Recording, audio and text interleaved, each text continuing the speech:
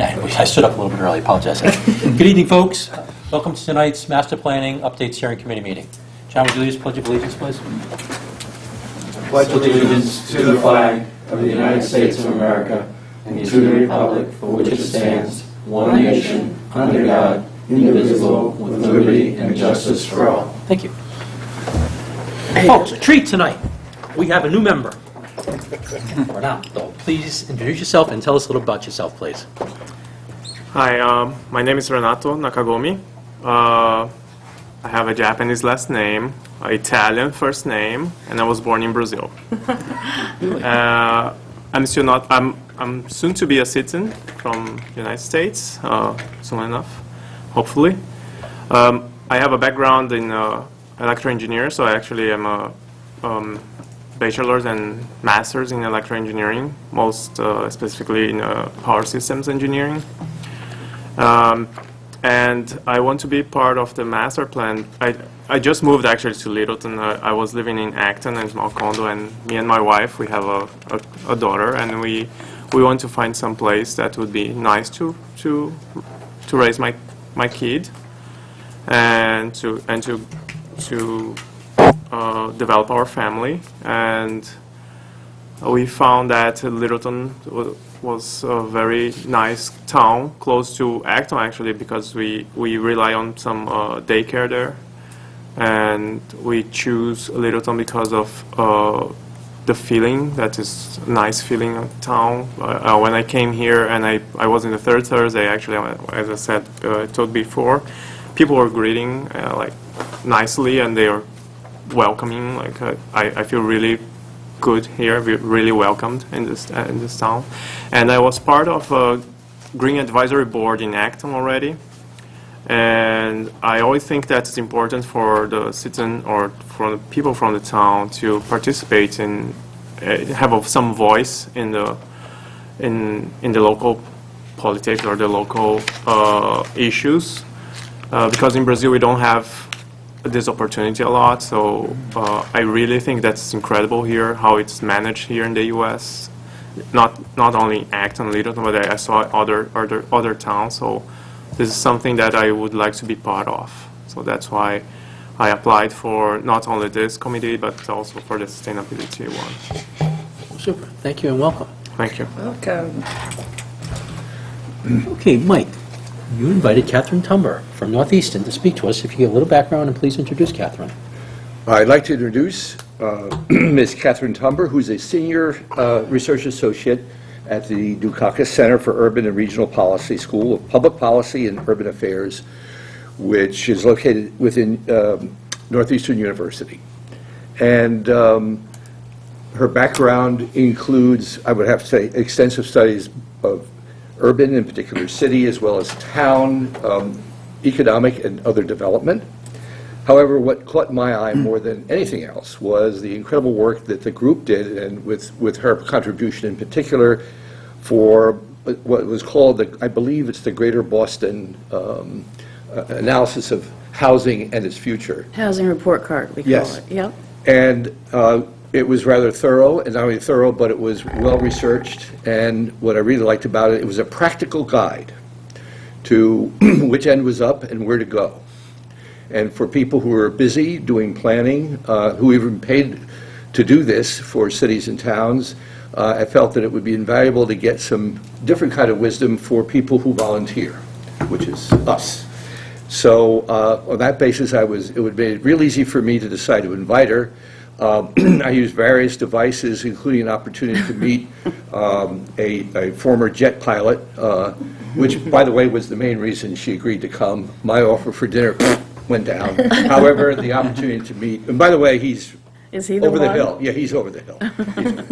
You're late to the game. His burners are out. Yeah, no, that's a bit graphic. Anyway, Single engine welcome silver. very much to our formal stuffy group, and we're very interested in hearing from you not only about the particular tool, and I'm sure Paul will bring you up to date on the latest developments as appropriate, but we're very interested to hear not only about the tool, but also your thoughts so that we can get some guidance in our ability, as I told you earlier, to guide us a bit for our thinking and our activity for planning.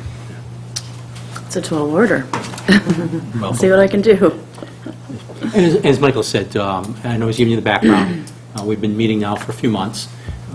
Still nascent stages as we're trying to reach out to other folks. We've had MASPC, we've had other towns come in, people in various stages of their master plan update, some having recently completed, some a little bit in the past, and some very close to completing. Boxborough, most notably, is very close to completing theirs. Their master plan. Yes, ma'am.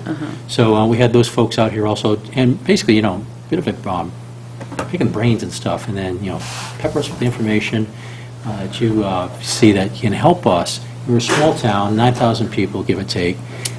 We, right now, at the master plan request for proposal. In fact, the pile you see right there on the table is the latest iteration after our team subcommittee's gone through it. Town council has looked at it, as have other people in town, and have looked at it, edited it, and we're going to begin the process of the entire board having its real first peek at this now, most recently edited as of today, version. So that's where we are. So we've released nothing, and we're looking at actually having an award for a professional planner to be our consultant as we move forward, and have that awarded at the very beginning of the new year, so first couple weeks or so of January. So that's where we are in this process.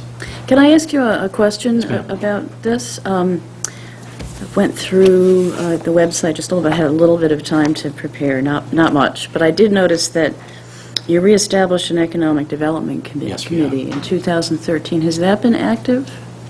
Yes, in fact, they have issued a plan already and spoken with the town somewhat. Been in front of the Board of Selectmen with their findings up to this point.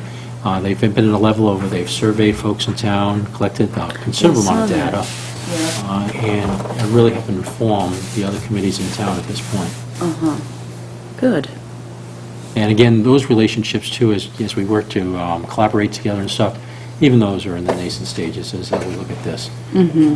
And as you know well, that the economic development plan will be certainly one of the pillars of our master plan. Yes. Can I take one of those? Oh, certainly. And also, we haven't met. I think I Hi. met everybody else. Oh, sorry. Hi, Melissa Hebert. Nice to meet you, Board of Selectmen. Hebert? Yes, like candy. Nice to meet you. Nice to meet you. This way.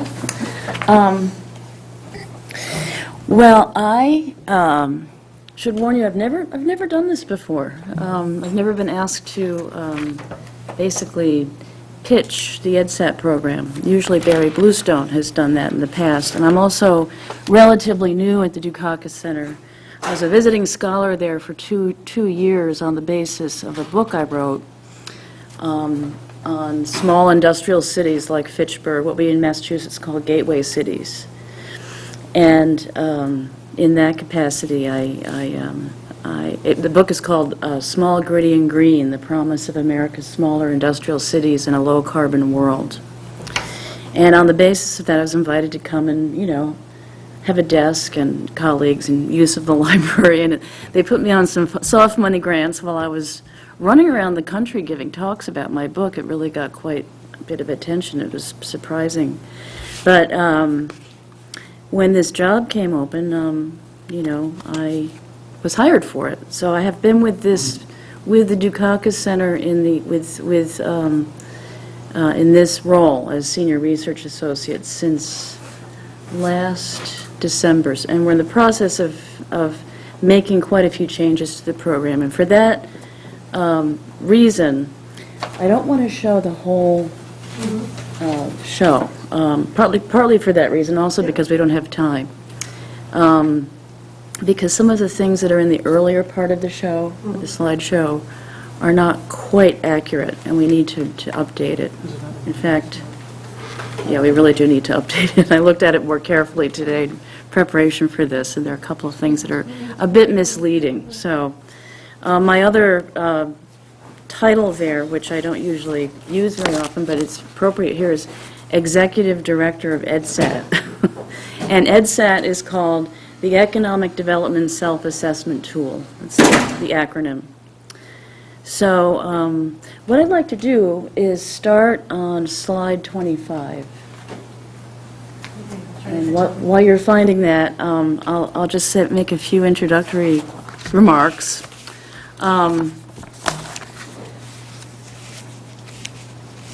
And after we talk about EdSet, then maybe we can talk a little bit about your broader vision for, planning, since that is the mandate of this particular committee. EdSat has been in existence since about 2005, so it's about 10 years old. And,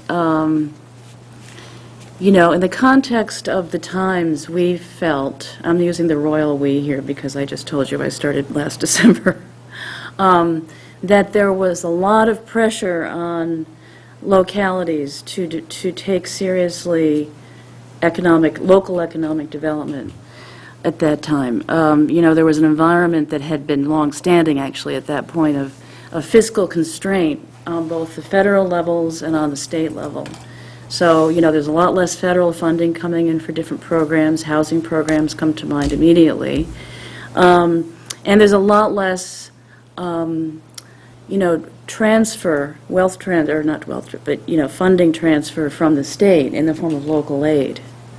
And then, of course, we went through the recession. That made it all the more necessary for municipalities to think about local economic development. And then, of course, as you all know, Massachusetts does not allow municipalities to raise their own income tax, and so there's special pressure on how to develop revenue streams, and so to prevent property taxes from being the primary or even the sole source of revenue. Not sole, but in many communities, especially these suburban communities, property taxes provide the balance of the majority of the revenue. It's important to develop commercial enterprises and businesses and the private sector. So that's why we decided to come up with this economic development self-assessment tool. And it was originally intended for these faltering gateway cities, what we call gateway cities. And the first few municipalities that went through the EdSet process were Brockton, Fitchburg, Holyoke, Lynn, I think, Fall River, New Bedford, the gateway cities.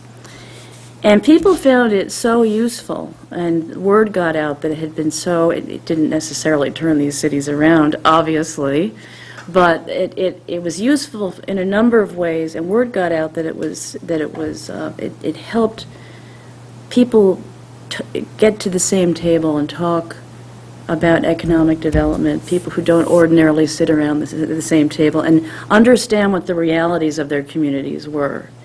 Not what people's different opinions were, but what common ground everyone shared.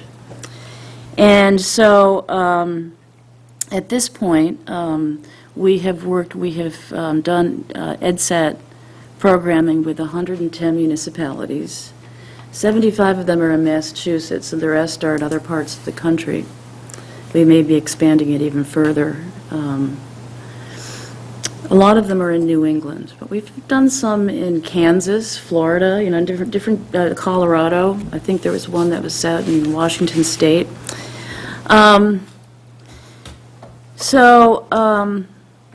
It's a really great opportunity to do two things. One is, to do a SWOT analysis. I don't know if you know what that is, SWOT, strengths, weaknesses, opportunities, and threats.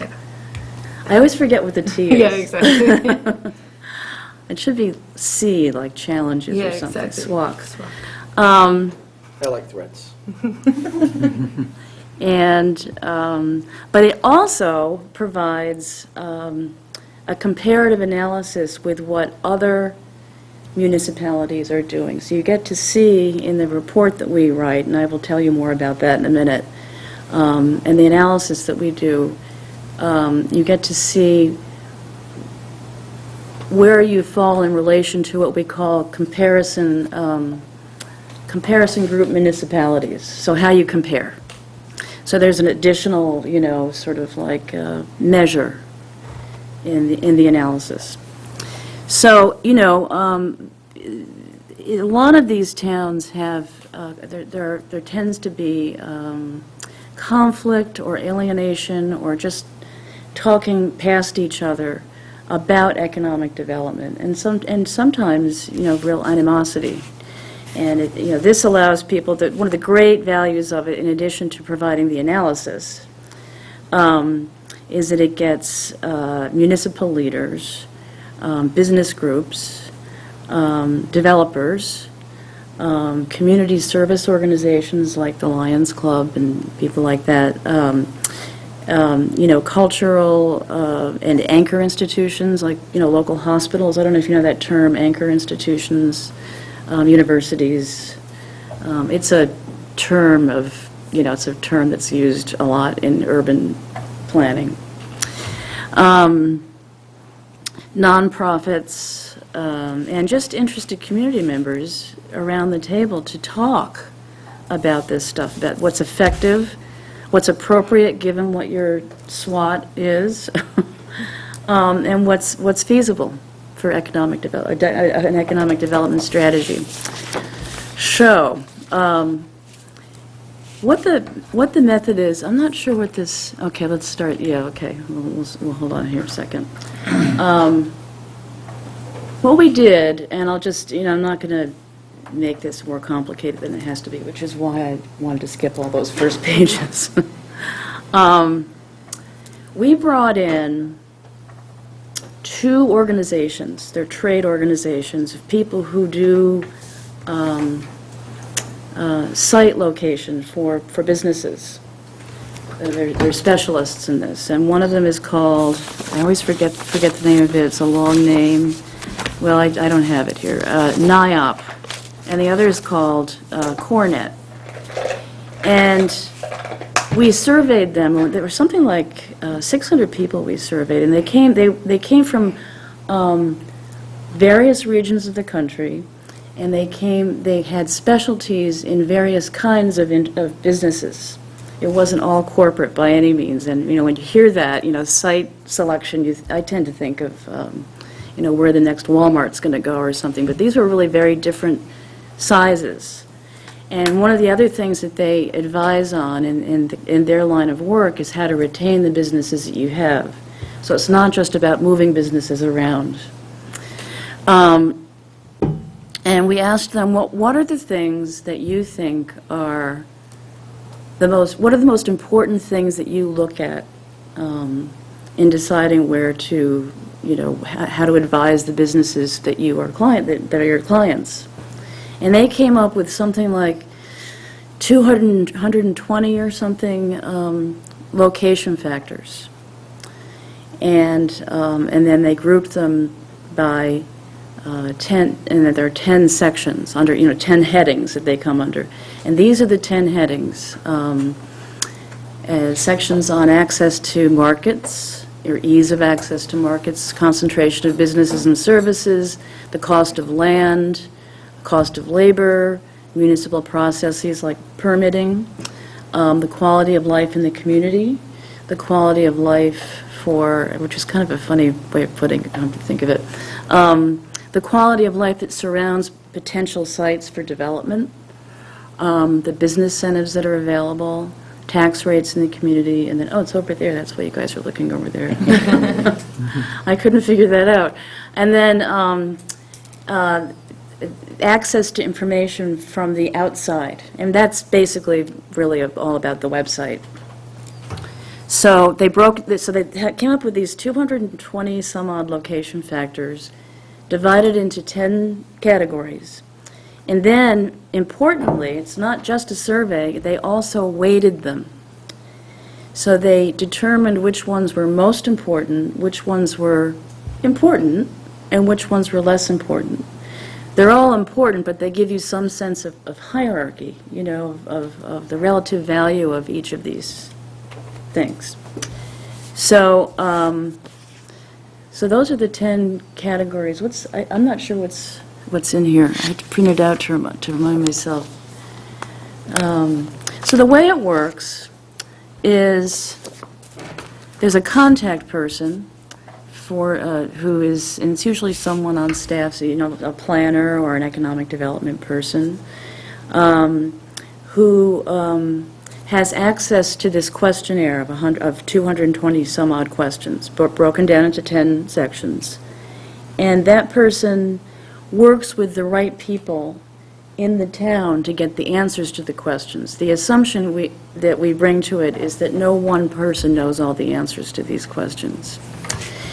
And so the questionnaire is filled out, and we urge people to do that as quickly as possible. You know, there's a lot of procrastinating that goes on for understandable reasons. People are busy, but the faster the process goes, the more fresh the results are, because the comparison group keeps changing, because we keep doing it. We keep doing the survey, I mean, the EdSat analysis with different municipalities, and it changes over time.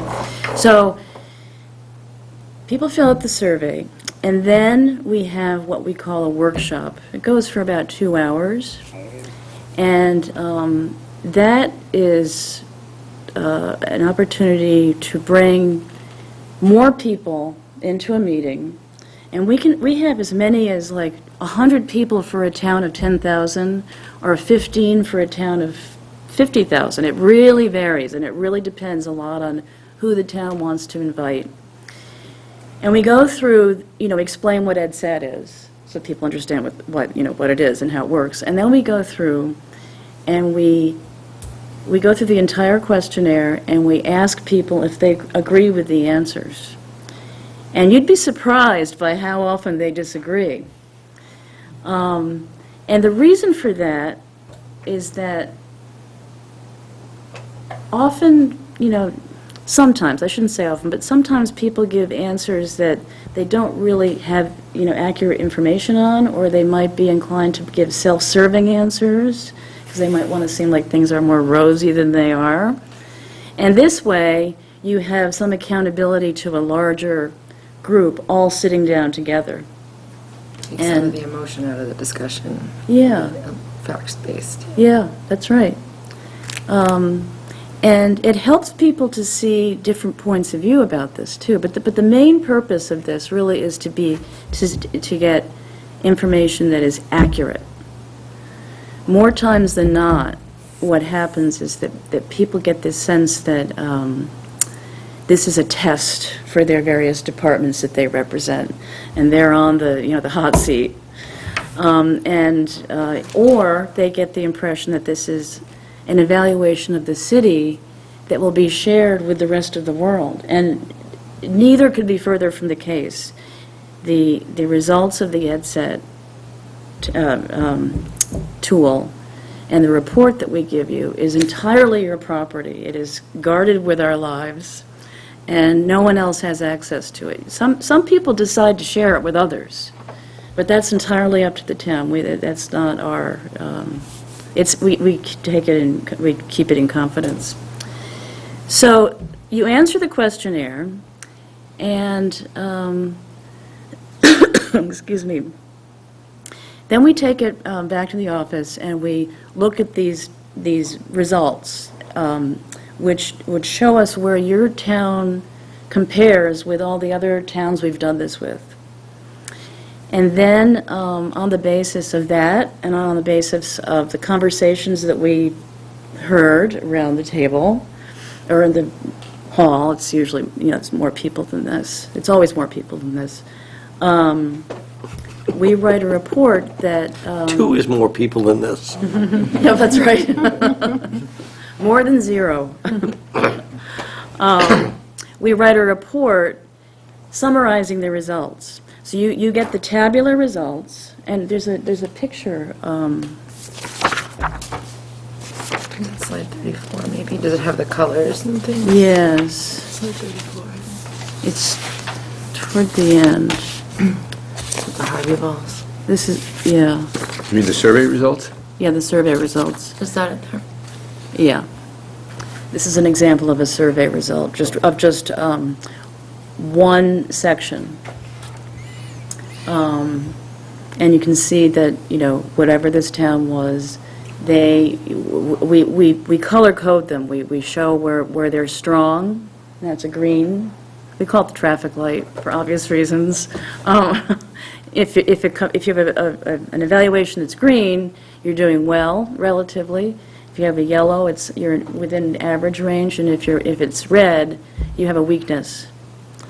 And so you have that, but we also provide a broader analysis. So we provide a sort of brief narrative summation of your strengths and weaknesses. And with the weaknesses, we rank them. And then at the end of it, we write a narrative section called Next Steps, where we advise you on what kinds of things you should probably be thinking about and how you might be thinking about them. I mean, this is not, I should clarify that this is not really consulting. It's a tool that might help you to decide what you want to hire a consultant to do, or find someone on staff to do, or improve your processes within. That was a bad sentence, but I think you know what I meant. So, no, we're not going to go that far, actually. And what else? And then, after we write the report, we send it back to you if you have any change. Sometimes there are errors in it, or there's missing information that we weren't able to get. Then Barry Bluestone comes out, and he gives a 1-hour presentation to whomever you want to invite. Again, oftentimes people open this up to the entire community. Hi. I'm late. That's okay. What's your name? Oh, Richard Crowley. Hi, Richard. Sorry about that. That's okay. I just looked over and there you were. Anyway, Barry comes out and he gives a presentation with a PowerPoint that summarizes the results and talks about the recommendations. And he also puts the report in the context of a basic economic profile of your community. So you get that additional sort of contextual information. And you get time with Barry, and he's quite dynamic. Barry is the director, He's the- founding director of the Dukakis. Of the Dukakis Center, right. So, and he will spend time with people to talk about their questions and their concerns as a result of, after having seen the presentation. And then that's it. And then you're on your own. So, let's see what else, if there's anything that's worth looking at here in this presentation that I haven't covered.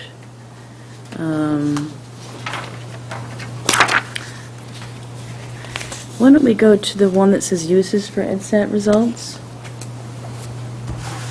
That's probably page 27 or something, 25, 26, 28. That's 29. There are two of them that have the same title. Yeah. So these are the reasons why EdSat it can be so useful. They can help you to really define and refine your economic development strategy and goals. And often people don't know that what they're missing until they go through this process.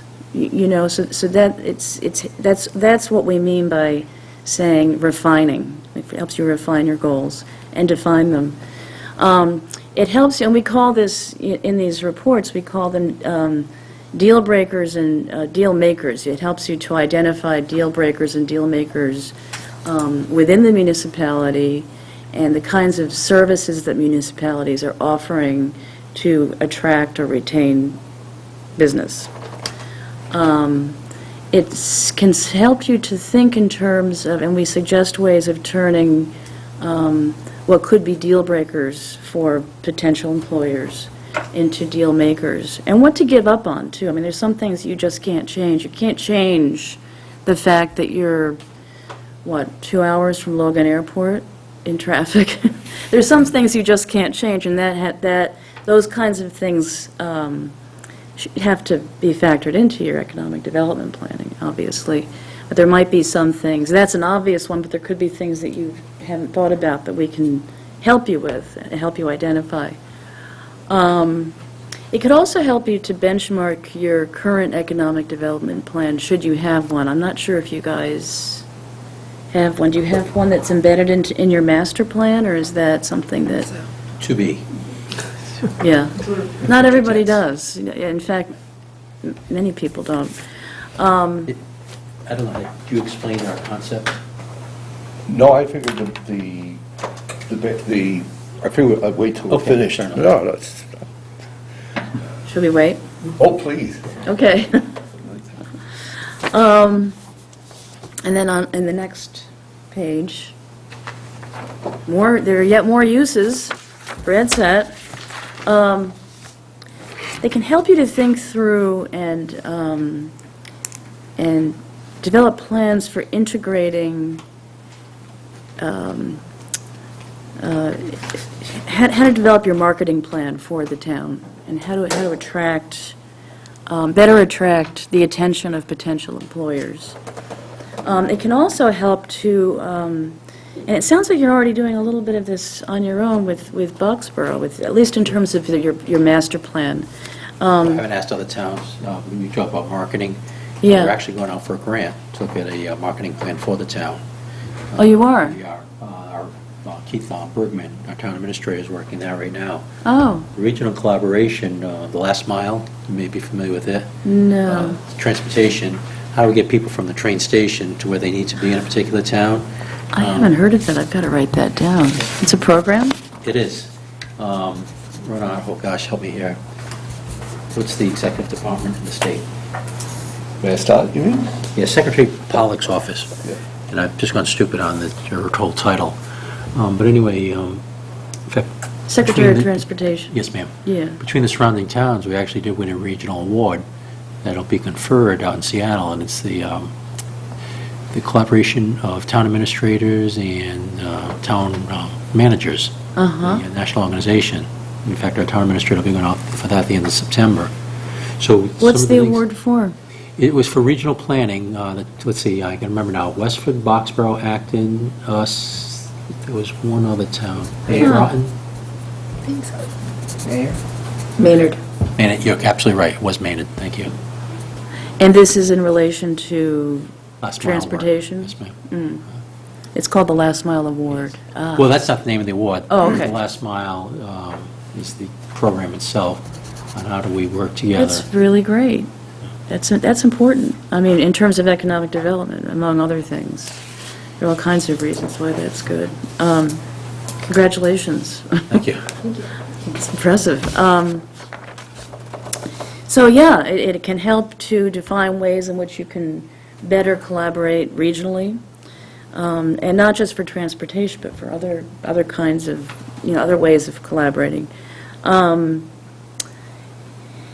And it can help help people to better understand how to integrate the municipal processes with the imperatives of economic development. So I know that sounds kind of abstract, but so that's what people find useful about it. I mean, that's what we hope they find useful, and we have, and we've had plenty of positive feedback on it. People in fact, the program just keeps proliferating. And we have to hire some more people to help with this. But that's inside baseball. So we also have in the next page some testimonials if you want to see them. What folks are saying. The partnership has provided me with the knowledge and assistance I need to understand and respond to the rapidly changing economic environment, to be an effective leader for economic development in my city. Council member of Charlotte, North Carolina. We could move on to, I'd like you to see what Jay Ash had to say, who's now, there he is. This is a great roadmap for the essentials for benchmarking our city's economic development policy. As you probably know, he's now the head of community and economic development for the state and former mayor of Chelsea. He's a rising star, I think, in the political world, and he is very much a supporter of this. I think Chelsea's gone through this program twice people do it more than once. I mean, it's been around now since 2005. I think the first one was actually conducted in 2006, and so, some time has passed. And at the end, we have just, I showed you what a sample result was. There are 5 of them here. I don't know if you have an interest in seeing all 5, but just to give you a sense of what the tabular results look like. That's not the narrative. We're not going to get into that part.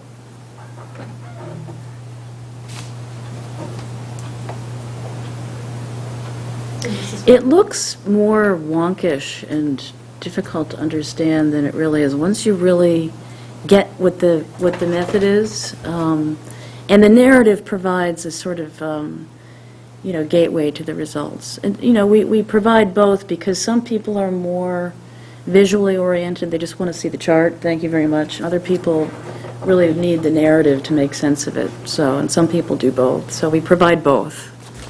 We aim to please. Not asking you to identify the municipality, but is that a real result there? I don't know. This was put together before I I only got ask because when I here. look at 17 and 18, and talking nearly a I year. noticed that too. That seems exceptionally high to me. what the It's not average only a being, red light, but less than it's 2 like, months. you should come to a screeching halt with numbers like that. Maybe that stimulated change for the time it was done. Right. So that's my little presentation. Would you entertain questions Does from us? does anybody have any questions about it, or? Just 2 things, actually. Number one, I actually read through the entire presentation before we got here because Oh, I found it really interesting, and so I personally love the content, and the idea, and I thought you explained it really, really well. So Oh, thank you. I don't have any questions, actually. I follow her suit. Because you read the whole thing, too. From page, Rich, I came in late. Where's the Dukakis? Northeastern University is part of the School of Public Policy and Urban Affairs. And is it accessible? Is this an outreach program from Northeastern? Or is this something embedded in the college program, college curriculum? Or graduate? The Dukakis Center is a think tank, and it's not really affiliated. I mean, Barry Bluestone, who's the founder and executive director of the Dukakis Center, he teaches. He's on the faculty. But the Dukakis Center's mission is to analyze data and write reports on issues related to public policy. So we do a housing report card for Metropolitan Boston once a year. In fact, we're right in the middle of doing one. It's a very busy time. We're working on a report right now on the condition of the state's vocational education system and how well it aligns or doesn't align with coming trends and with the demands of the workplace, what employers need, what kinds of skills employers need. We do, until, it was Stephanie Pollack, the Secretary of Transportation, used to be with the Dukakis Center. She was there, she was on the faculty, and she wrote with her staff quite a few nationally important reports on the condition of public transportation. It's not all public transportation either, but that's her focus. And it's a good thing that Charlie Baker made her, Secretary of Transportation, given the state of our mass transit in Metro Boston. How does the... So she was there, and we're not doing as much transportation work as we did, but we're continuing to do it, and we do labor market work too. So we mainly do these studies and analyses. How do you attract the right brain power for addressing such a wide variety of very important issues? You mean How attract do you- people to work at the Dukakis How do Center? you find the individuals with the right background and experience to help make I guess, decisions like that?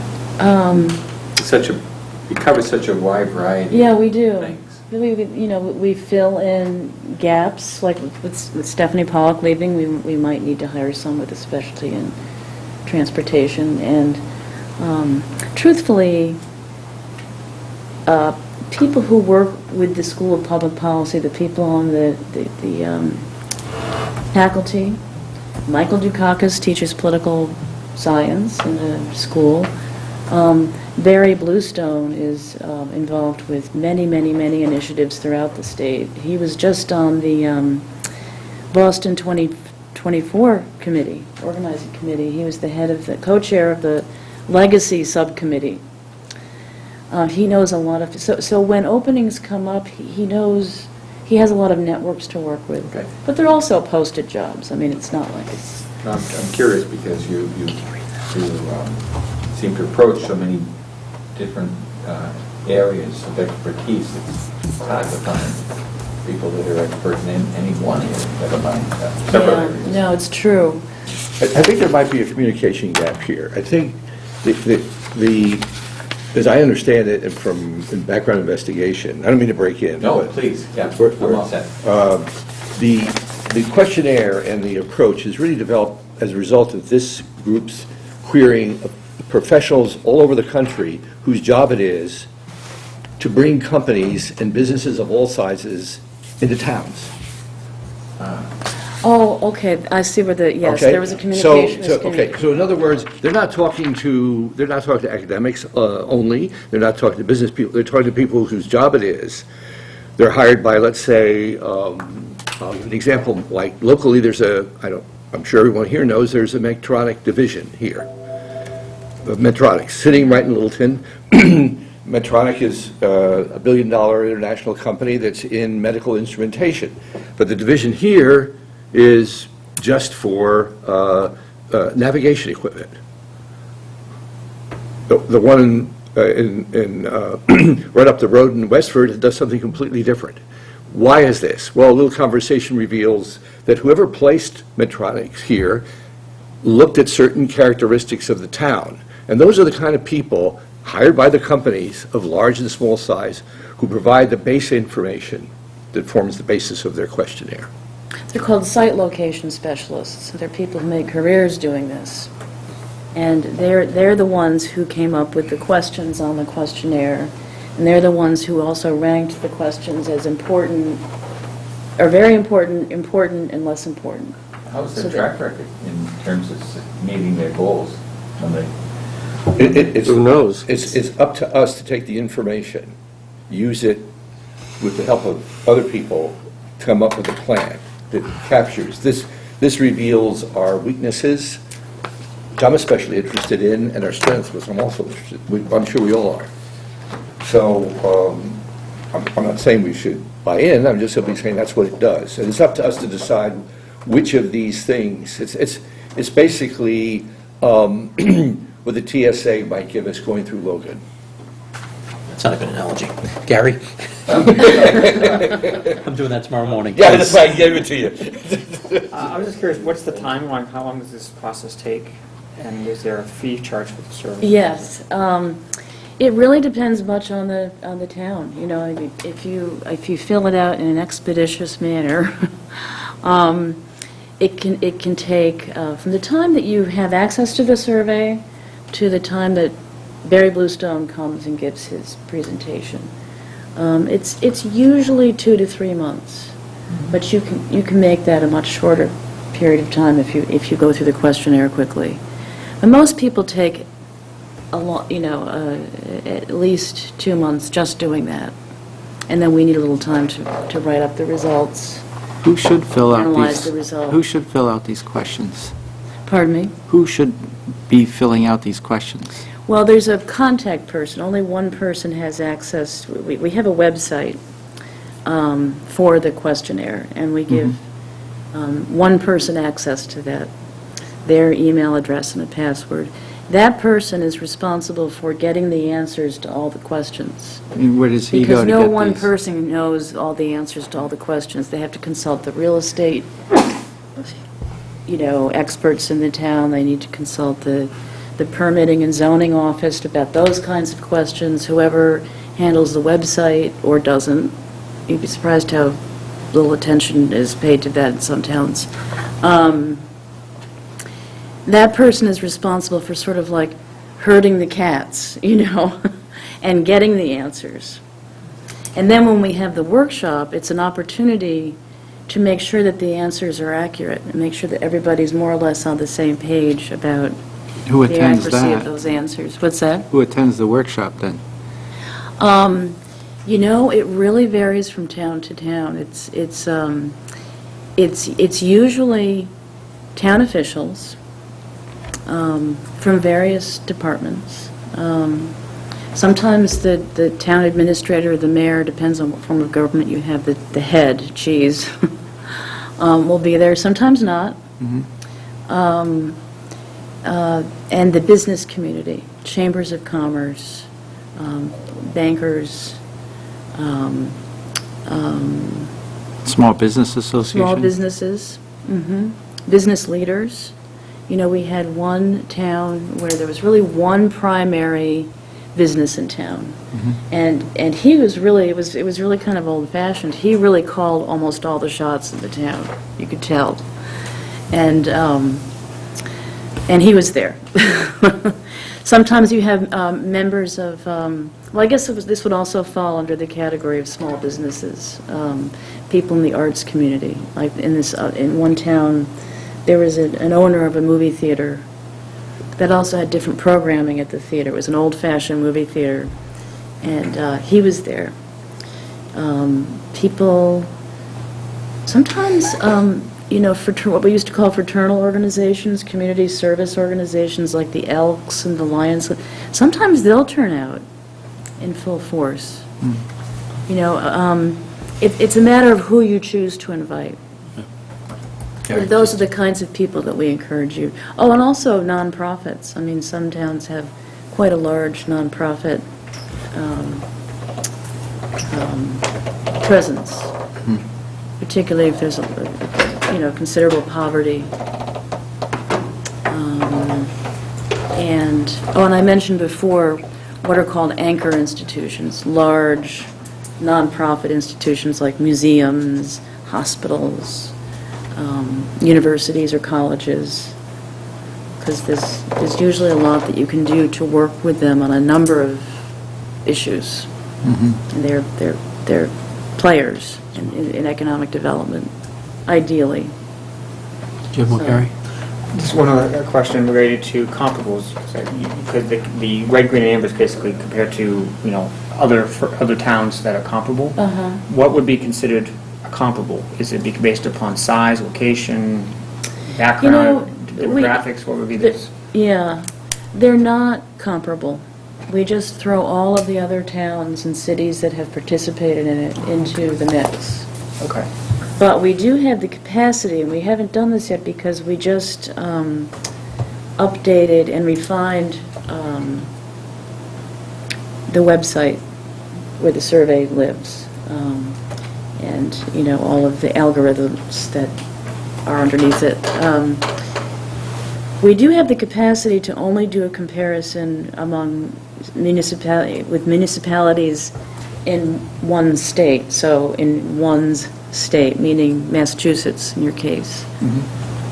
But we don't have the capacity to refine it more than that, and I think that's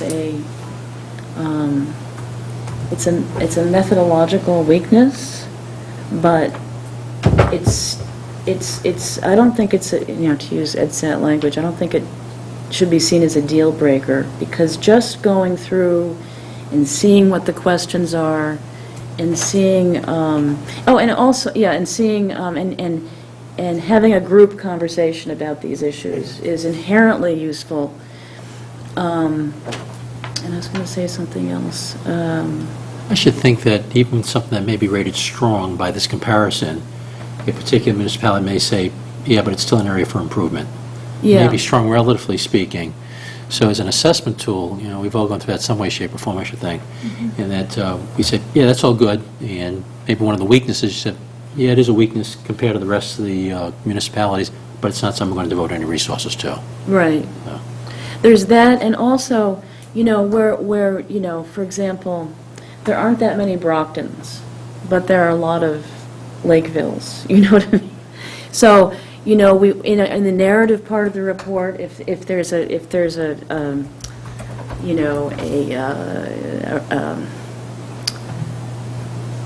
an evaluation that seems really way off, we account for that in the narrative. We try to account for this limitation in the narrative. The outliers, okay. Yeah.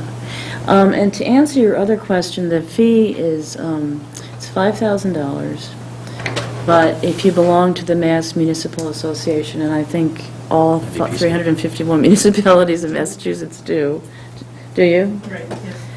There's a 10% discount, so $4,500. And that's what Keith, town administrator, was working with state economic development on a possible grant for funding that. Who was that? Who was doing that? Our town administrator. Oh. I don't recall who at the state. Juan Vega, Deal. basically, there's a great interest on the part of this current administration to stimulate outreach on the part of towns that are concerned. Uh-huh. And Littleton is a good candidate to get a grant from the state to pay. Is this a DLTA grant? Um, And I'm forgetting what The acronyms are stands not for. known to me. This is from Housing Economic Development. Yes. The state, yes. Yeah. Yeah, they're the ones who are basically pushing, and this will be the origin. I think the town officially has to review and accept, or Yeah. apply and go through a Yeah. process, and, Yeah. so we already know the discount. Oh, good, okay. Yeah, Greg Bielecki, the former head of Community and Economic Development for the state, made sure that EdSat was eligible for this funding, so quite a few communities have used that as a source. So, Renata? No, I haven't. After the survey's filled out and you guys go through and do the analysis, what's the balance of qualitative versus quantitative analysis in the tool?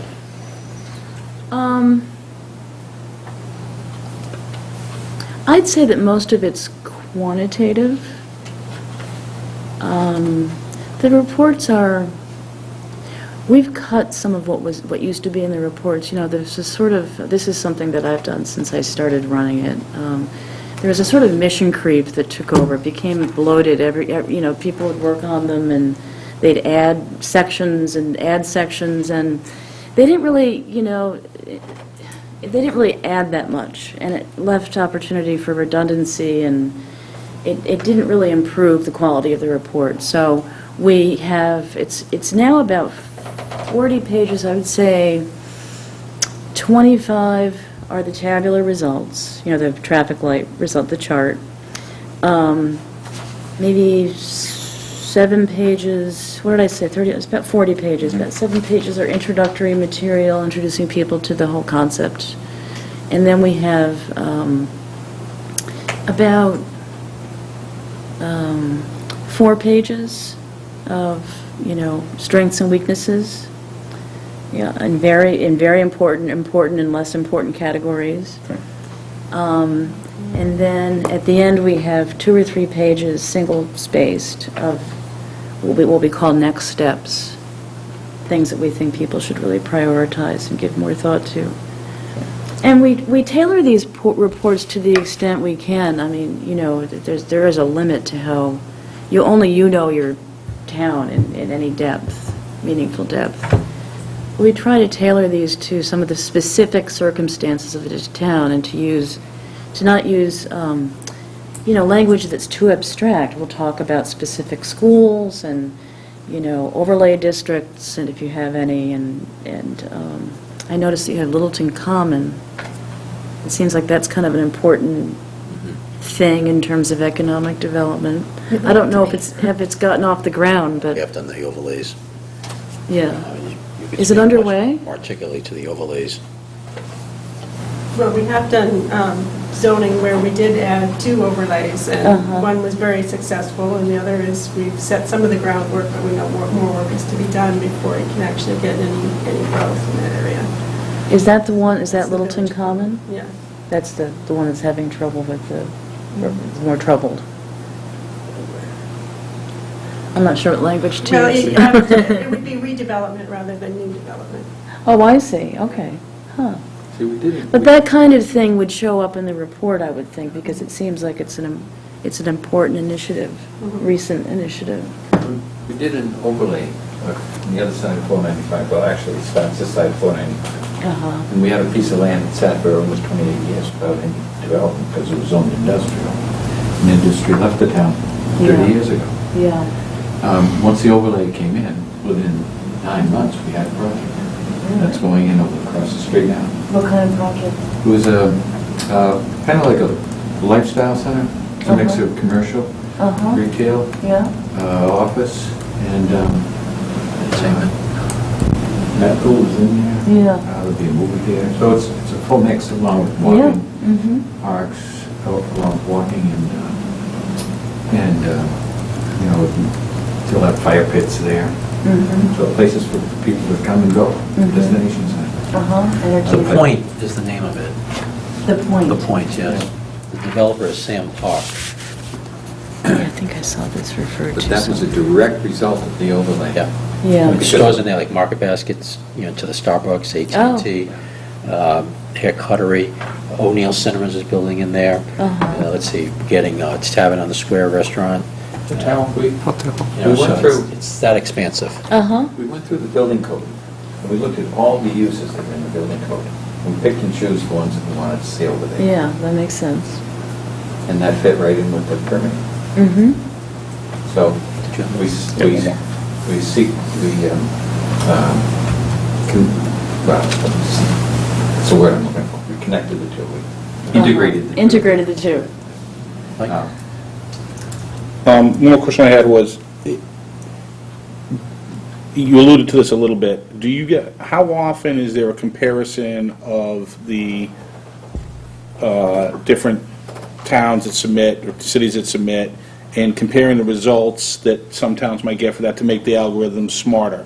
I mean, is it the same set of assumptions that when it was originally built, or are you constantly tweaking it to make a determination of, well, that recommendation or that piece of information wasn't Oh, I as see what pertinent you're as saying. we thought it was, and, you know, let's make this a better tool? That's also something that, there are a few instances, surprisingly few, but there are a few instances where that's the case, and I'll give you an example. In the section on the website, the site location experts said that was a less important location factor. And of course, that is no longer the case, you know, so even though that's how it shows up in the tool, as not that important, we make sure that people understand this is really important. And it's really easy to fix, too, if you have a problem with your website. It's not like building a rail line or something. It's relatively easy. So there are maybe 3, that's the first one that comes to mind, that are a little off.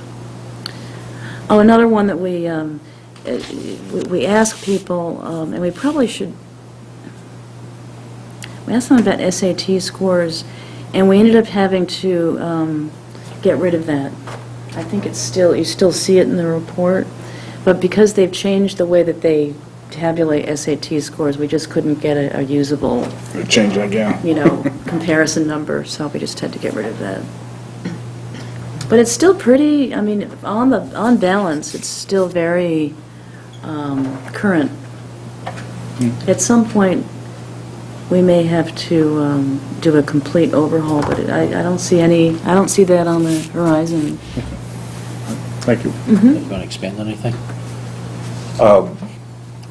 The only comment I make is that where the subcommittee is at the moment in putting together our, shall we say, first cut of approach, which the committee as a whole has to discuss and decide on, is the idea is to be driven by what we might call economics with a capital E.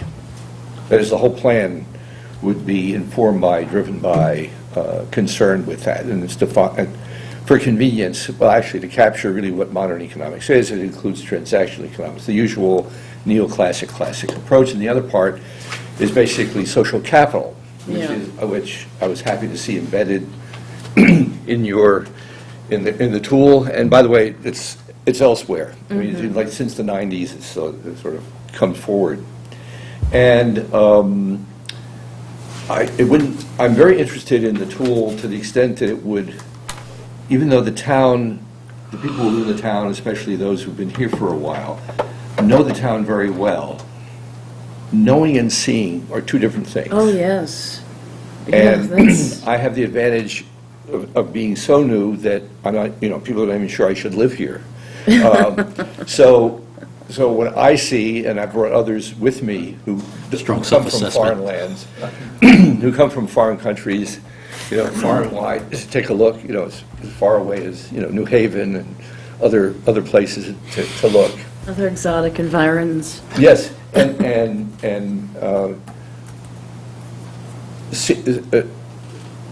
it's important that the town see, and I'm very interested in anything that allows the wiser heads that sit around that have responsibility in this town see, not just know.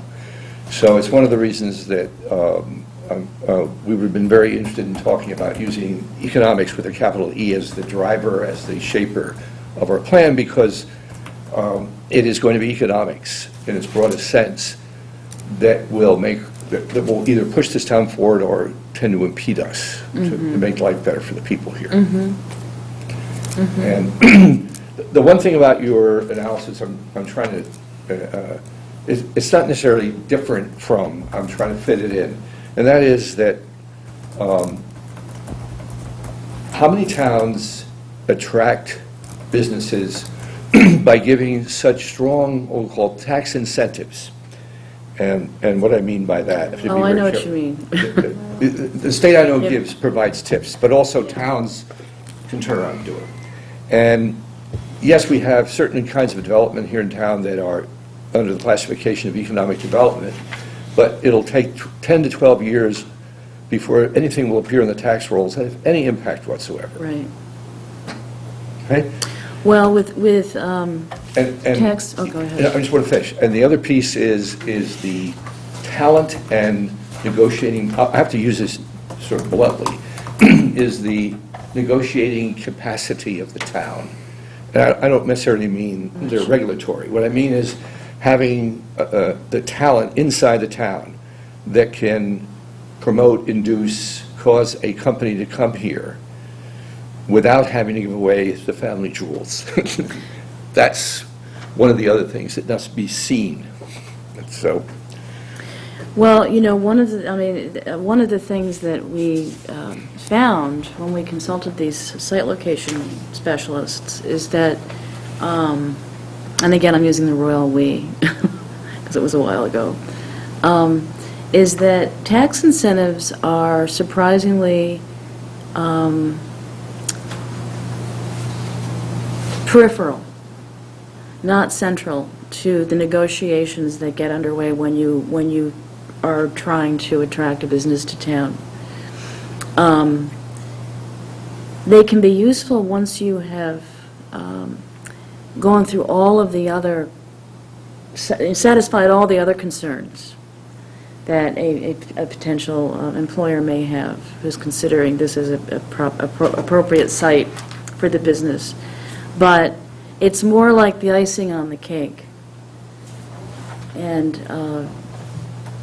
It shouldn't be the deciding factor it up should- front to bring and somebody into Yeah, town. and for most businesses, it's not. And do you think Oh. they would come anyways? Yeah. Once they have already committed to, they've already spent all this time. I can't speak for all businesses, of course, but this is the general perspective of these site location experts, that once you have gone through all the other things that they care about, transportation, time to market, permitting, zoning, concerns. The quality of the labor force. They've already made up their mind. If they can go check about all those things that are most important to them, the tax incentives they'll probably try for, but they aren't going to be a deal breaker, according to the experts. I was surprised to see that myself, because I've written in my own work quite a bit about tax incentives and how outlandish they are, in my personal opinion. Yeah. And I also think that you might see more renegade use of tax incentives and desperate use of them in less affluent parts of the country. It's a real problem in places like Ohio and upstate New York, because they're willing to do just about anything, and many of these businesses know that they have the squeeze on these municipal officials, you know. I don't think it's as much of a problem here. That's me. That's not the site location specialists. Just one other. You put your finger on another, shall we say, another area that I was trying to extract it out of it, and that is that the existing labor force, and I mean that in a broad sense, the skill sets that exist in a town can play a significant role in being attracted. And as you reduce those skill sets, as the skill set of the town, in other words, the town doesn't have an employment problem. It's a bedroom town. Everyone gets up in the morning and goes out. Mm-hmm. So in other words, where the town itself, broadly speaking, employs relatively few residents. Mm-hmm. Where the businesses in the town employ relatively few residences. How useful would this tool really be for a town that has that kind of characteristic? In other words, a relatively, quote, affluent bedroom town, where people can go outside the town. How much of an impact can this have? It's a rhetorical question. For inspiring a whole new sector, basically? Or for looking at economic development differently. Yes, almost, yeah. Either given where it's at or not. I mean, have you ever seen a situation like that? Yes. Not necessarily as a result of EdSat. Right. But that is the hardest approach to economic development, is to try to create a sector out of whole cloth. But what you can do, and this is where the regional collaboration piece can be very useful. You can look at what are in neighboring communities and help to develop a labor base for companies that might want to expand in their current locations, or attract similar companies and sort of put together what's called a cluster of businesses who do the same kind of work and need the same kinds of employees, or that can spur the development of small businesses that are part of a supply chain. That EdSat can be useful for, but it's called leapfrog. I mean, there are different terms for these kinds of development approaches, economic development strategies, but creating a new sector out of whole cloth is about the hardest thing you can do. And there's all this talk about startup communities and stuff like this, like as if you can just sort of plop yourself in the middle of nowhere and bring a bunch of talent in with tech skills and that almost never really happens. And I've read some of this literature, so you don't have to.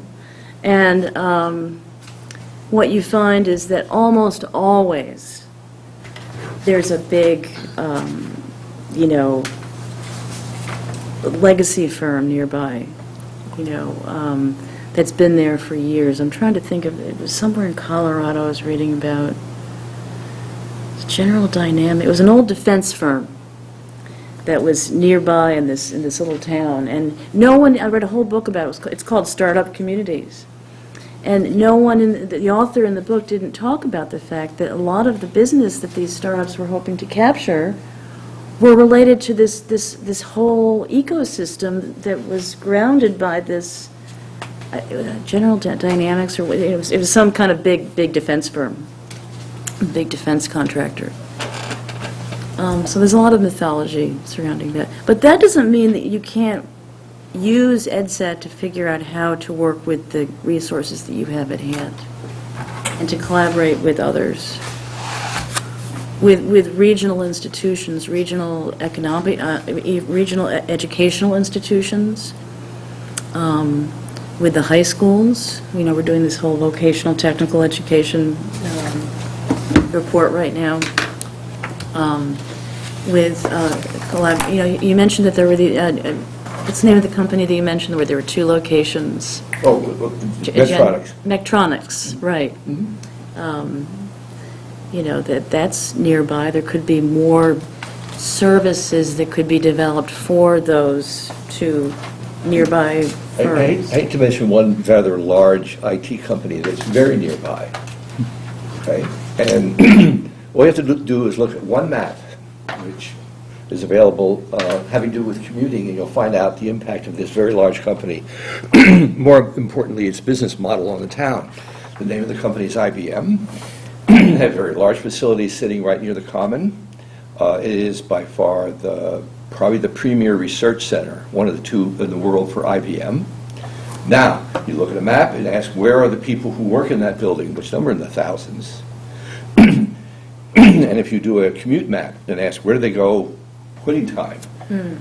You will see the map fills up inside of Route 128. And in Littleton, I think there are 9 dots. Of where people who work They there live. Yeah, that's one of the questions on EdSat. Yep. They really do ask very granular questions Yep. of that sort.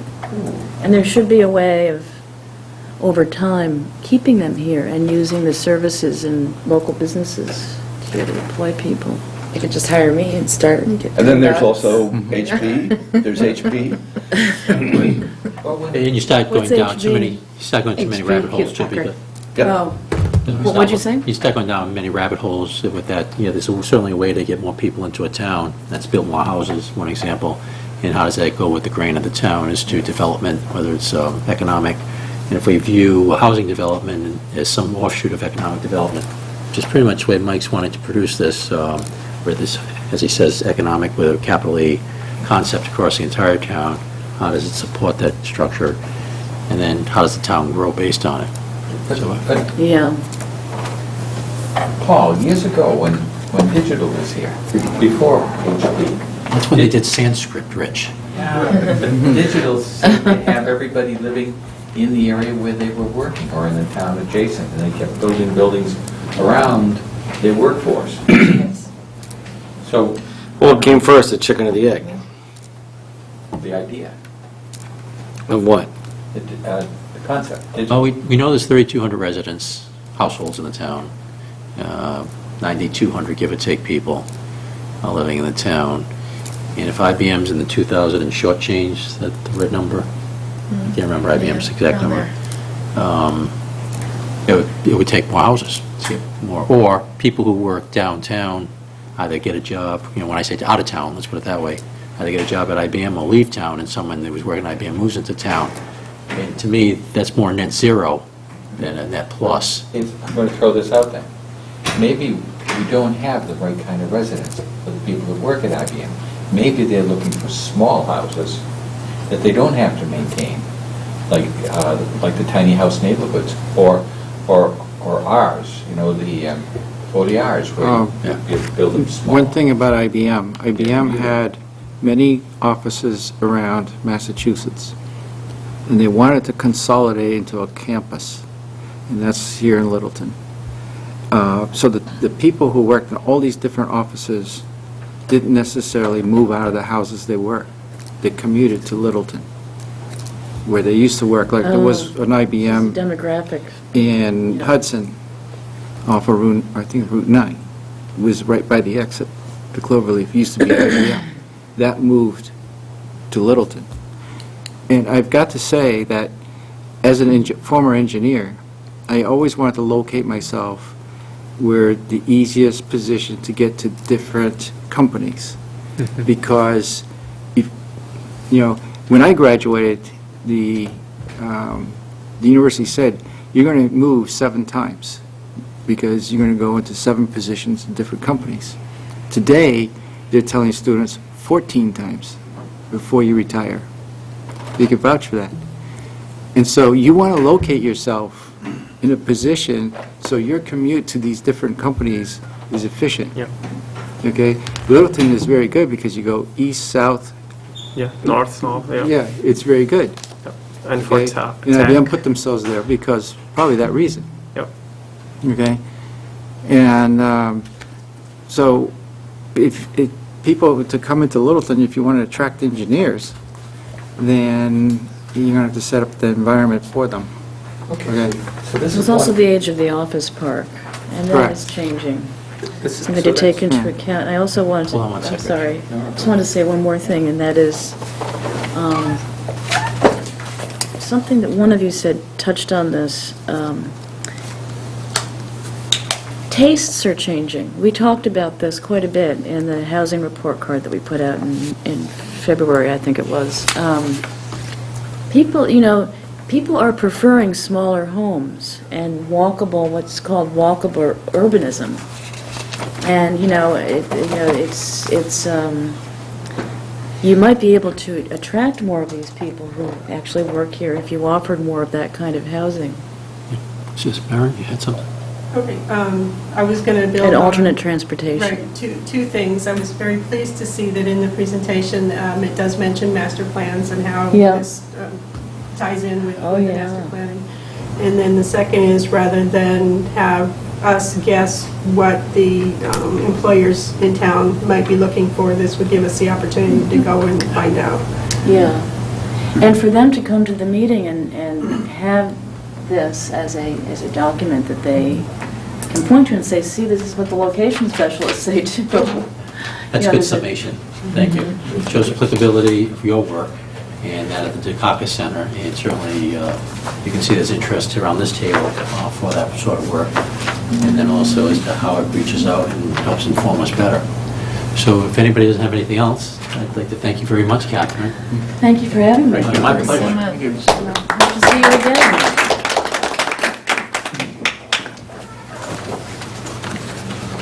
Thank you very much for coming out. Sure. Appreciate it greatly. I enjoyed it. Yeah. Hope to see you again. While you carry on your meeting, I'm just going to slip into the restroom before I hit the road. Thanks again. Thanks, Mike. Okay, cool. Would you like to talk to us about social media? I sure would. Okay, so I sent out screenshots of the draft of the page that I created, which need briefly. The one you need? Yes. I'm like a panic. Is this the one that does have the connector? Oh, no. This is the one that is not. The other one. 232? Yeah, that's an old-fashioned. No, this is the new, this is a. No, yours is new. Are the connectors? Oh. There's one more over there. Is that that one? Where am I going? This way? I think so. Oh, I think that's definitely Kirby's probably upstairs going, "Oh, what's that?" I'm sorry, Kirby. No, she's not. This one, USB on here. Yeah. This one, USB. You should, I think you have a micro. 6X. It's like back in the old stereo systems in college, you know? Why is there violate security? See, I think you have a micro, this is a Pro? Surface area. Yeah. Sorry, it doesn't matter. What I like this, oh, that's a perfect one for us. Yeah, just weird. It's not what I'm looking at, but That's perfect for us. there's no function at 4, so Extended. this button. It's going to build in his house. It's the road. The function button? Okay. There's no function button. The FM and the... Okay, well, we got it all through email, so, but please. Sorry, I literally don't know how to explain that. This is what I see. It's very good. It's because they're extending the display. You have two displays actually. It's automatically configures to that. So you need to either consolidate the display or transfer the. Yeah, what he said. Okay. Is this a Mac or is this a? It's a Chromebook. Chromebook. Oh. I don't think, does Chromebook have dual? I've never used dual Thank you again, monitors on Catherine. it. Take your phone. No, Thank you. it's embedded in the video card actually. Maybe if you know. Yeah, I don't think they put that kind of card in there. Yeah. Why he's on the committee. One reason. They're working well in the schools. It's great. I love my Chromebook. Except when you get to share out in the meeting. It's like, Is that a Google operating system? School committees bought a lot of them. Yeah, for it's a their Google kids. operating system. Yes, we are. I have no clue. Blame the software engineers. Blame the software engineers. Yeah. I'm blaming some system engineers right now back home. Windows 10. Oh, right. You see, you're extending here. So mirror. No. That's okay though. Less success. Or maybe not.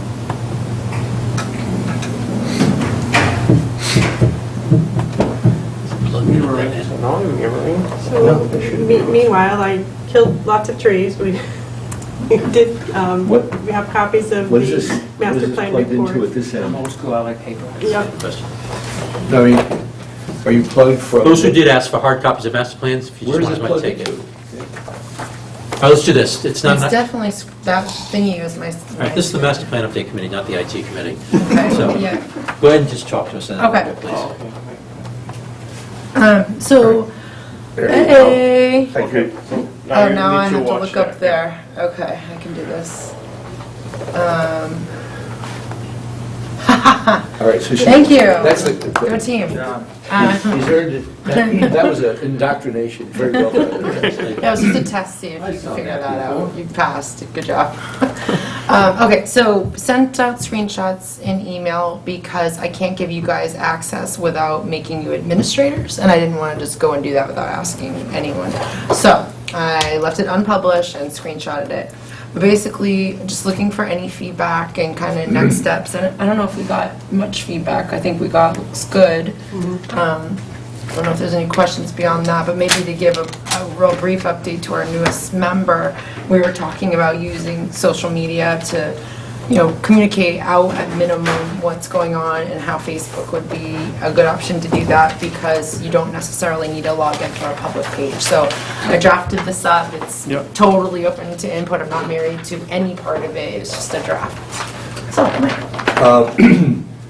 Criticizing Facebook sites and websites are the easiest thing to do, but doing them is hard, so I really appreciate what you've done. oh, thanks. I really appreciate it.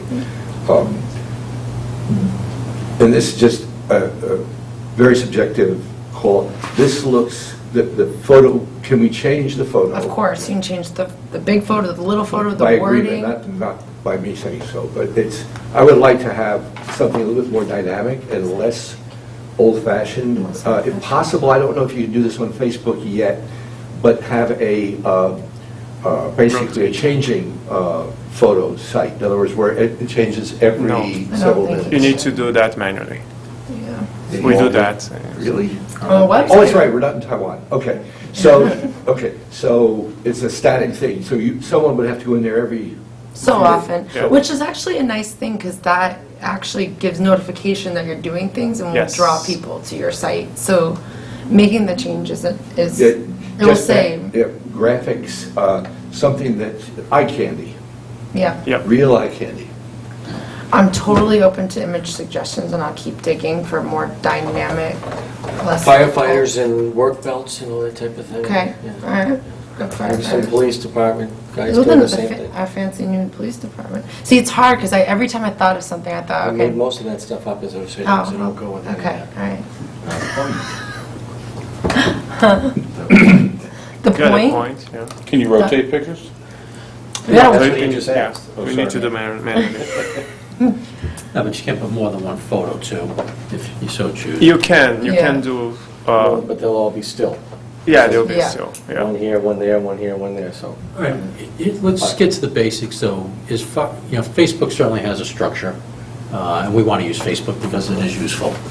And so many other people learn to use it, and they don't like some particular photo on it, but they still go to it because the information is there. Yeah. And then what we do as Facebook members also, in inviting other people to join. Are you on Facebook, Paul? Yes. So what I suggest is far away ahead to think about Are is... we friends? We use what Melissa's done up to this point. We stopped populating it. The synopsis that you're doing for the meetings, I think would be a good content for this, to put that up there. And then every time, and then the minutes go on here also. There's no reason we can't do that, right, Matt? Lauren? Should be fine. Yeah. Actually, the synopsis will actually be better here because there are some constraints put upon us by the independent in terms of what they allow for submissions that, like people that are at the meeting. So we can actually almost do a better synopsis on this because we're self-editing instead of. Yeah. True. Cool. Yeah, but then like meeting minutes, so a link, and that gets updated. I think what Melissa has going for us, it's something to launch at least. And then we'll get feedback from folks in town too. And that could just be one of the questions put out there. Okay, Littleton, you see what we put up here? Give us some ideas as to how you think this page could help us better publicize and then bring in folks. And then build it that way too. Because, not to completely slam your brilliant idea of a more dynamic picture, I saw that and actually, very mellow, idyllic, a Littleton that a lot of folks actually do want to see. I'm nothing against a picture. No. I'll bring it up. You guys want to go to sleep, it's fine, just every once in a while, Anyway, You want are we pictures okay of to G-strings? go that?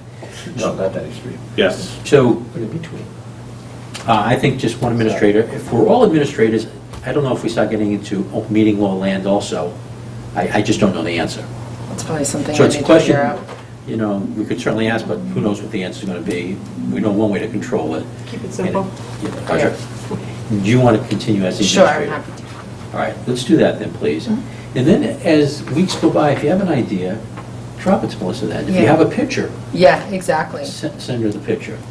And I'd offer, we give her carte blanche to update it as she feels necessary going along, that we don't need to have a meeting and discuss what's going to go on that page each So time. moved. I'll use good judgment, I promise. Yeah. Of course, you're going to get all the blame for everything. That's okay, that happens quite regularly. That's the collateral benefit. Melissa? Exactly. Yeah. It's all I good. think there are some good photos from the Littleton 300 book. I don't know if you could ask the Yeah. Historical Society, see if you can get some photos. Maybe from start them. building the album, too. Yeah, absolutely. I like the idea of rotating the photo, maybe it happens, at the meeting, hey guys, what do you think about these three? Are you guys telling me what you like? And we pick one for that 2 weeks or whatever. You Yeah. have to avoid photos with people in them, correct? Probably. I mean, it's a good question. I can research that. Yeah, if somebody's at a public gathering. I think you're Not fine. public. Yeah. I think a meeting would be fine, but in just terms of like candidates in the street or something like that, I don't think you can do anything like that, or if it's just professional. Can we take stills off of the video feeds? Yeah, you can screenshot it, pause it, screenshot it. Get something in my They tend mind. to be fairly dark. Yeah, they might be gradient, Oh, they're too dark? Okay. but I've done it. Could we have, an update every week? Or every time we meet? Actually, if you join Facebook, you could get an update. No, you Anytime don't I even wish. need to join. You can That's a check. good point. Yeah. You No, just- when I leave here tonight, I'm gonna go in and take a look at how to do that. And that's, it's probably time. I'll ask my kids, that's how I ended up on it. Am I the last one in the room? Perhaps. You may be. Oh, my God. You're one of the neighbor kids. You're only 6 months behind me. Okay. Do we want to discuss anything else on Facebook then, folks? I only have one question, and that is, where do we send people who want to give feedback and questions? Do they? You, why not for now, you route them to my email. Okay. It would work. Let me just see.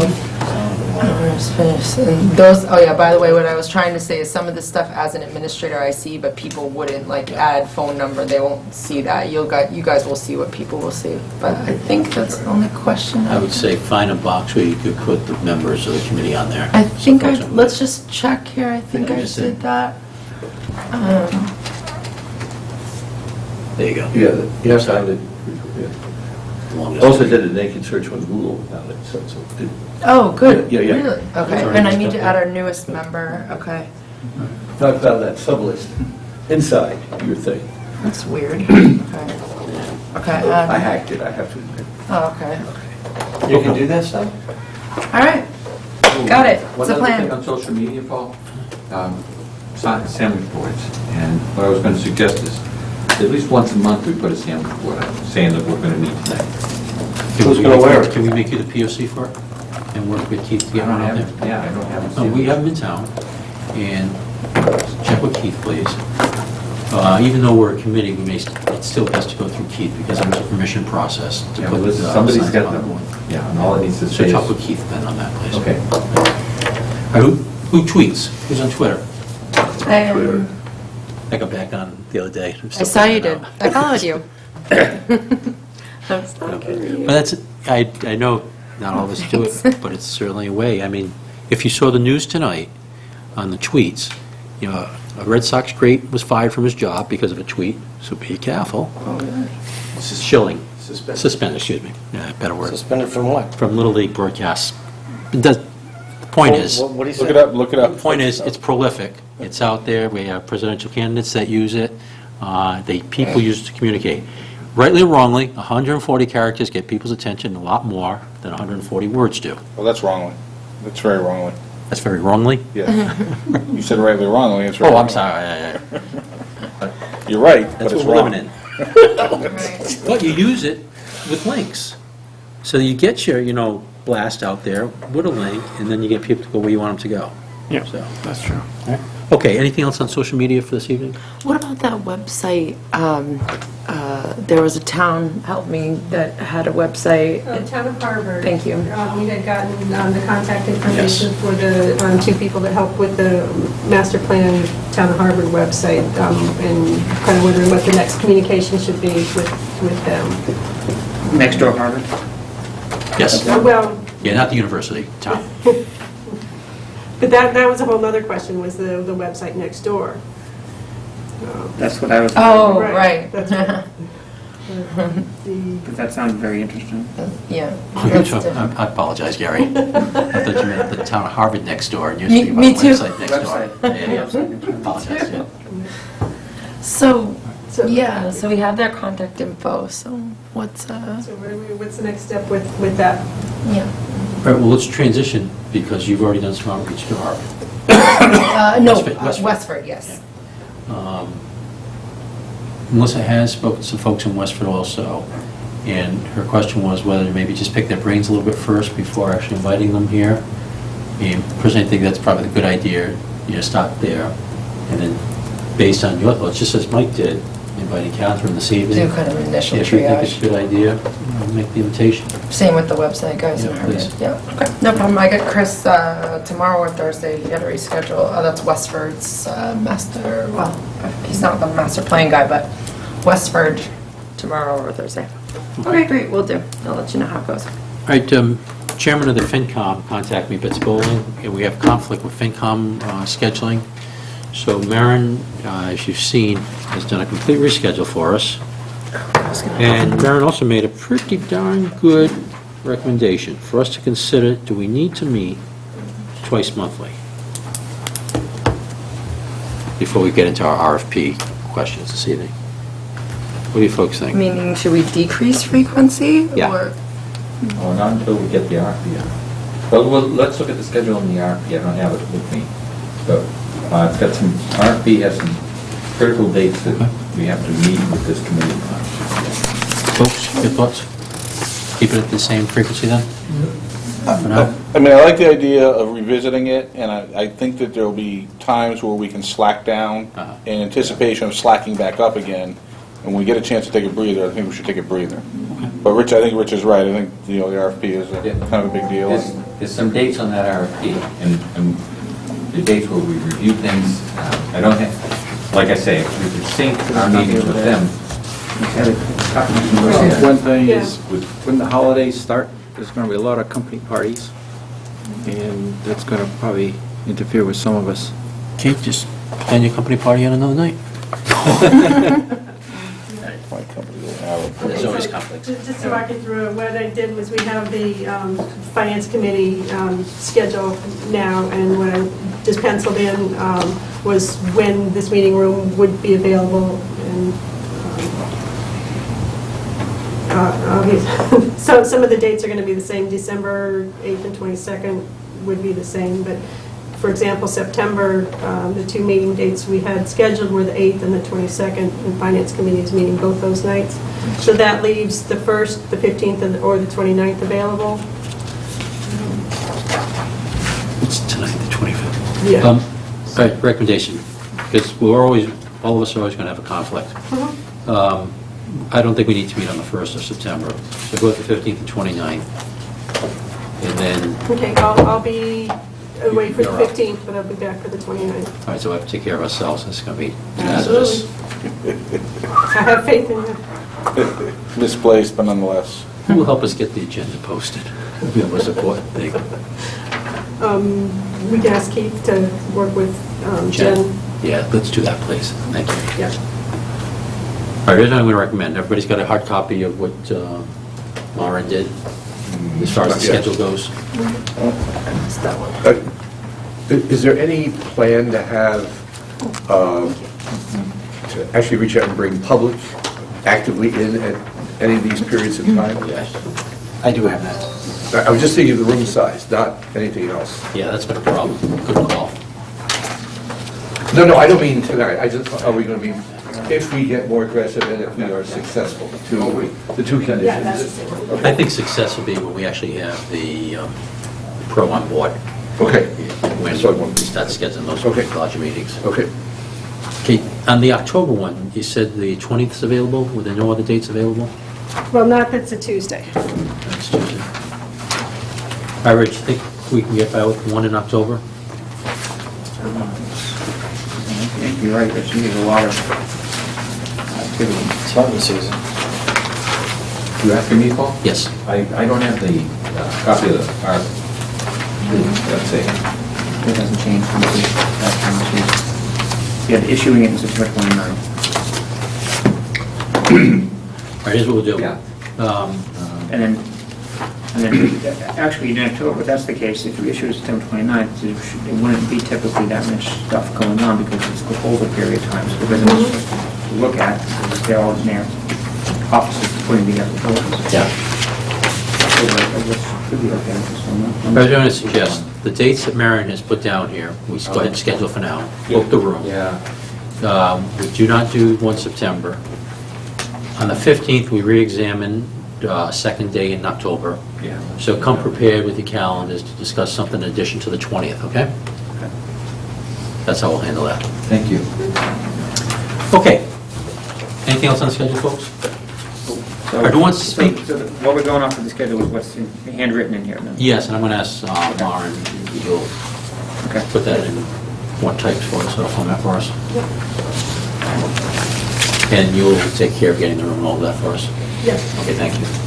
And Kirby, you can hear us too, so we'll be getting you the schedule also for LCTV. All right, RFP, RFQ. What are we actually going to call it? Let's start there. Heard back from town council, Jenny Merrill in, at my areas in Harrington. Had a lot of time yesterday and today, spent quality time with the draft RFQ. It's now an RFP. That's right. On her recommendation, she made a lot of suggestions, and to me, the document has really come together as one, rather than pulling pieces from several different ones right now. I'm really pleased with where we are with the draft, but now I think it's time to get wider input from the committee members. If you have any questions, concerns, issues, get those. Do you think our best approach now, though, since this draft has been changed, I dare say considerably, from what was originally presented to the whole committee through email is that we have an opportunity to review this and then at our next meeting discuss? Yeah. Or do you feel qualified to discuss it at this point now? No, I just got it today. Yeah. I agree. You're already ahead of me. That's the next meeting for me. I did have, I looked at the previous draft and I had quite a few comments on it. Just in terms of how it was structured and presented and things. And so, how best do we do this? Because nothing gets written in the committee. Send it to me. So send any, like, if we have this in a Word version so I can do track changes and things? Yeah. Okay. We have to do a much better way of doing it that way then. Okay. Google Docs, we all jump in at one time. No. No, I keep it up. Okay, so that's the RFP, request for proposal. But I would like to thank the subcommittee for what you all did, because certainly you got the ball rolling. You gave, it's easy to edit, much easier to edit than create, at least for me personally. I've always been able to work on other people's work more easily than create the, great American novel. You could all critique Hemingway, right? We all did that in high school. How you get your English grade, you got to critique Hemingway. But he's the one that wrote the book, so. But very seriously, thank you, Rich, and then Paul, who's not available this evening. And then just one request, when you're sure that you don't need the subcommittee anymore, just dissolve that so two of the members can talk to each other without Yes, please. violating the open meeting law. That's one thing that we figured out with the subcommittee, when you're at that point. And one of the comments we had was to decide if that subcommittee is going to become a selection committee, or is this whole board going to become the selection committee? And that's a down-the-road decision. Yeah, pick it later. Yeah, folks are still. Whether it be the Right. same or So- somebody different so later Before we on. dissolve this committee, we should dissolve that committee after we make that decision. All right.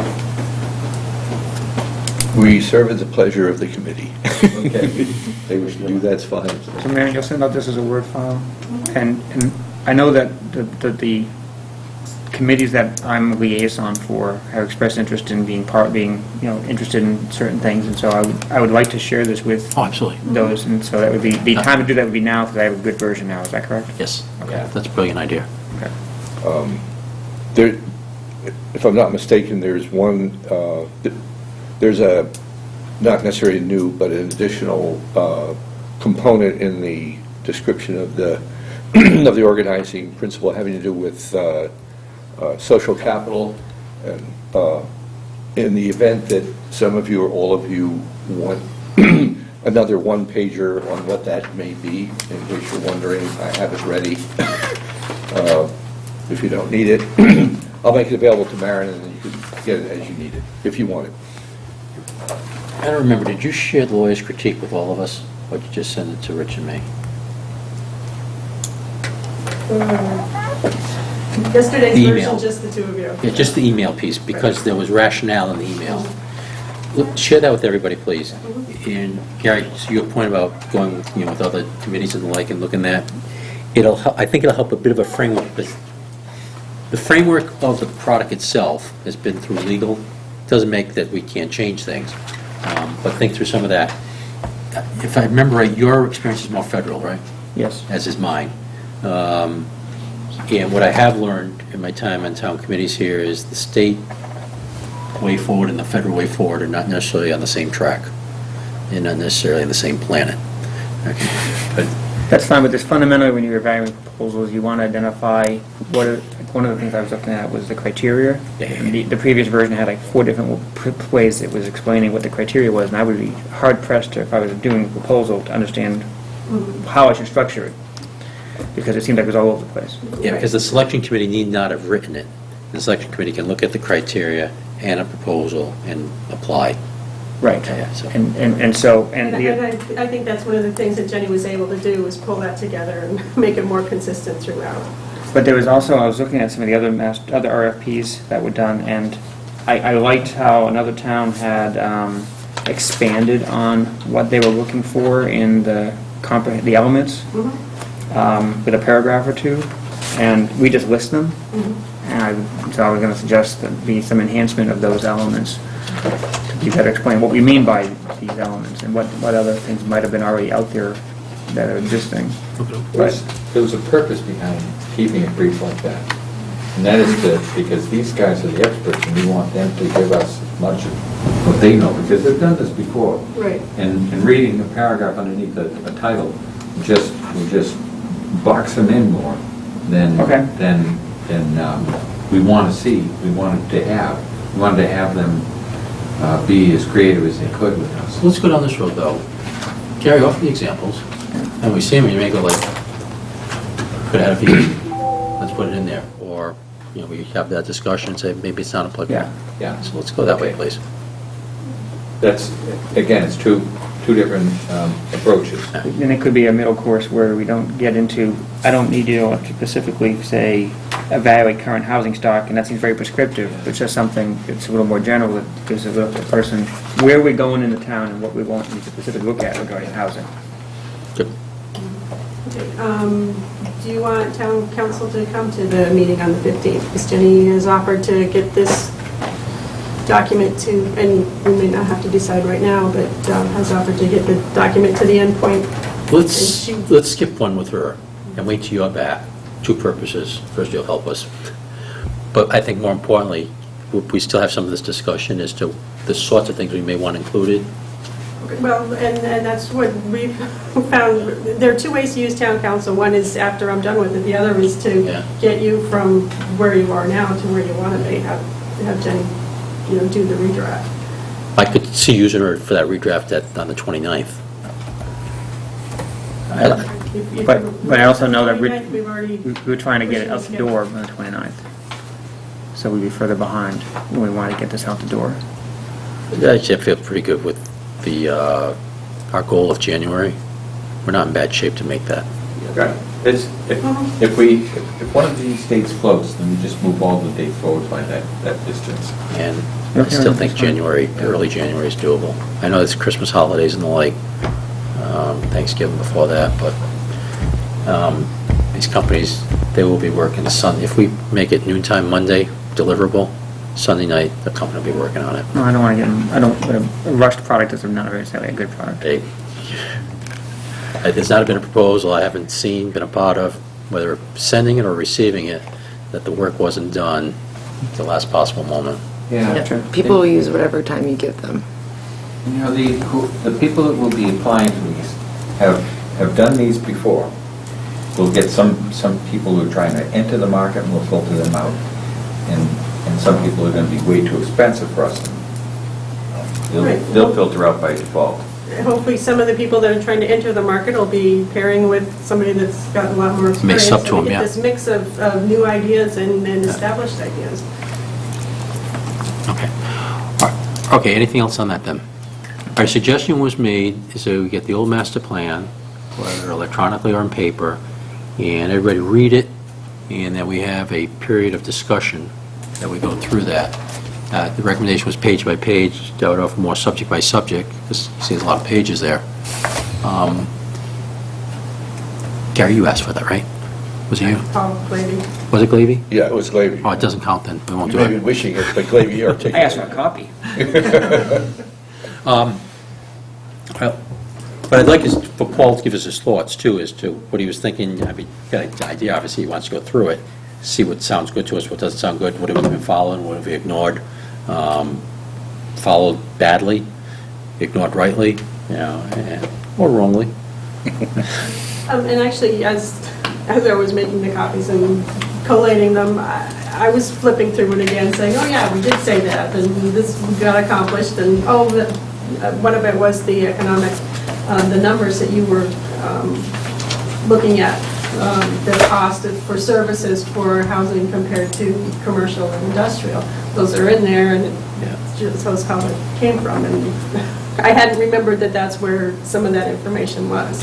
So even for me, it was good to take another quick look through it. When do we want to do that?